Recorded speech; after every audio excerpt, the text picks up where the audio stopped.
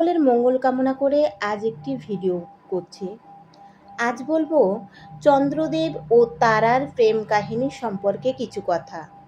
তাহলে চলুন জেনে নিই আমাদের চন্দ্রদেবের প্রেম কাহিনী। চন্দ্রদেব ছিলেন অসংখ্য গ্রহ ও নক্ষত্রদের অধিপতি। একসময় দেবতাদের গুরু বৃহস্পতির স্ত্রী তারাকে চন্দ্র দেখতে পান এবং তারাকে দেখে চন্দ্র তার প্রেমে পড়ে যায়। তারাও চন্দ্রর প্রেমে পড়ে যায়। চন্দ্রদেব ও তারার প্রেম এমন জায়গায় যায় যে বৃহস্পতির ঘর ছেড়ে তারা চন্দ্রের সাথে চলে যায়। এর ফলে বৃহস্পতি খুব রেগে যান এবং চন্দ্রের সাথে তার বিবাদ বাধে। প্রচণ্ড বিবাদ শুরু হয়ে গুরু বৃহস্পতি চান নিজের স্ত্রীকে ফেরত পেতে। ওইদিকে চন্দ্র তারাকে কিছুতেই ফেরত দিতে চান না এবং তাকে ফিরিয়ে আনতে এক বিশাল যুদ্ধ বেঁধে যায় দুজনের মধ্যে। সেই যুদ্ধে কি হয়েছিল সেটাই এখন বিস্তারিত আলোচনা করব। একদা ভগবান ব্রহ্মা চন্দ্রকে অনেক গ্রহ নক্ষত্রদের উপর আধিপত্য করার ক্ষমতা দান করলেন। চন্দ্রদেব মনে মনে এ নিয়ে একটু অহংকারীও ছিলেন। এদিকে গুরু বৃহস্পতি ছিল দেবগুরু। তার ছিল এক সুন্দরী স্ত্রী, তার নাম তারা। তার স্ত্রীর প্রতি মন না দিয়ে বেশিরভাগ সময়ে সে দেবতাদের কাজে ব্যস্ত থাকতেন। আর এদিকে তার স্ত্রী তারা একাকী দিন কাটাতো। এমনভাবেই দিন কাটছিল। কেটে গেল বেশ কিছু দিন, কিছু বছর। এমনকি সময় একদিন চন্দ্র ও তারার দেখা হলো।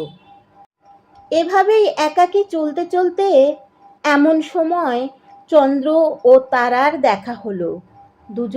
দুজনকে পছন্দ হয়ে গেল। শুরু হয়ে গেল প্রেমের আদান প্রদান। তারার সৌন্দর্যে চন্দ্র এবং চন্দ্রের ব্যক্তিত্বে তারা প্রভাবিত হলো। দুজনেই একে অপরের প্রেমে পড়ল। বেশ কিছুদিন চন্দ্র ও তারার প্রেম চলতে থাকলো, কিন্তু বৃহস্পতি নিজের কাজ নিজেই ব্যস্ত থাকায় কিছু টের পেলেন না। অবশেষে একদিন তারা চন্দ্রের সাথে তার বাড়ি চলে গেল, আর ফিরে এলো না।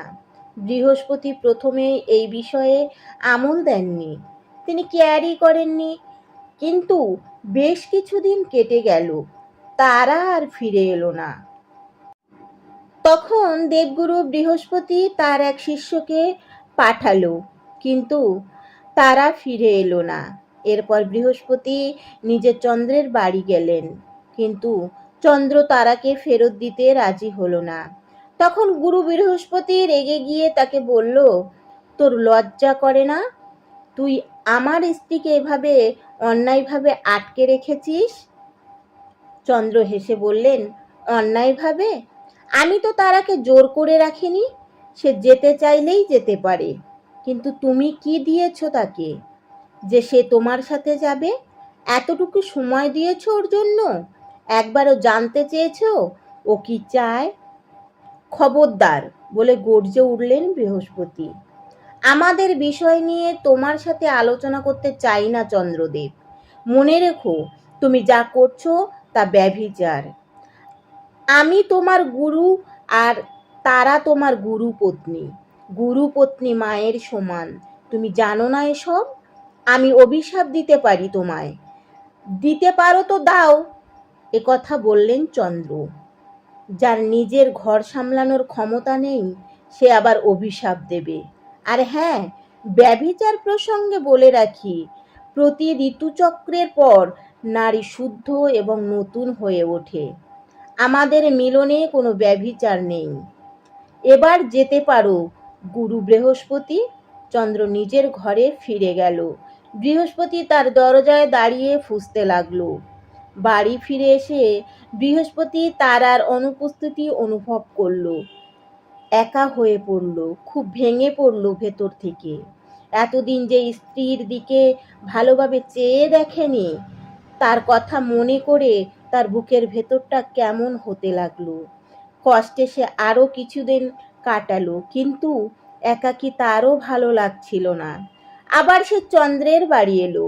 এবারে দরজার বাইরে থাকা প্রহরীরা তাকে ঢুকতে দিল না। রাগে ফুঁসতে ফুঁসতে সে অভিশাপের কথা বলে চেঁচাতে লাগলো।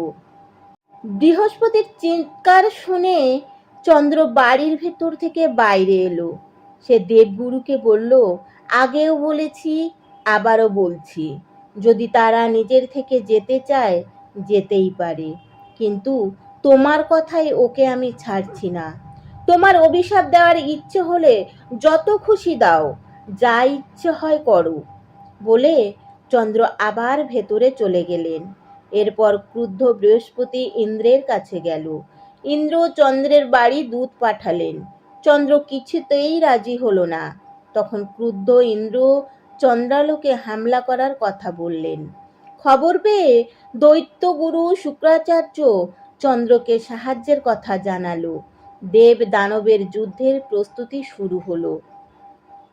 এদিকে প্রজাপতি ব্রহ্মা বুঝতে পারলেন একটা অনর্থ হতে চলেছেন, তাই তাদের মধ্যে সমঝোতা করার প্রস্তাব দিলেন। তার এবং অন্যান্য বড় বড় দেবতাদের অনুরোধে চন্দ্র অবশেষে তারাকে বৃহস্পতির কাছে ফেরত পাঠালো। বৃহস্পতি সাময়িকভাবে জয়ী হয়েছে ভেবে আনন্দিত হলেও যখন দেখা গেল তারা গর্ভবতী, তখন সে অস্বস্তিতে পড়ল। শিশুটির জন্মগ্রহণের পর দেখা গেল শিশুটি অসম্ভব সুন্দর। শিশুটির অমন সৌন্দর্য দেখে বৃহস্পতি ও চন্দ্র দুজনেই পছন্দ করে ফেলল। চন্দ্র দাবি করল এই সন্তান তার। বৃহস্পতি আবার অস্বস্তিতে পড়ল। আবারও একটা জেদাজেদির পরিস্থিতি তৈরি হচ্ছিল, কিন্তু তারা কিছুই বলছিল না। সবার পীড়াপিড়িতে শেষ পর্যন্ত তারা বলতে বাধ্য হলেন বাচ্চাটি চন্দ্রের। সেই ছেলেটির নাম বুধ। সেই চন্দ্র বংশের প্রতিষ্ঠাতা। তার ছেলে এক সুন্দরী উর্বশীকে বিবাহ করেছিলেন। তাদের বংশধরেরাই প্রতিষ্ঠা করে পরবর্তীকালে মহাভারতের সমস্ত বিখ্যাত বংশগুলো। হরে কৃষ্ণ।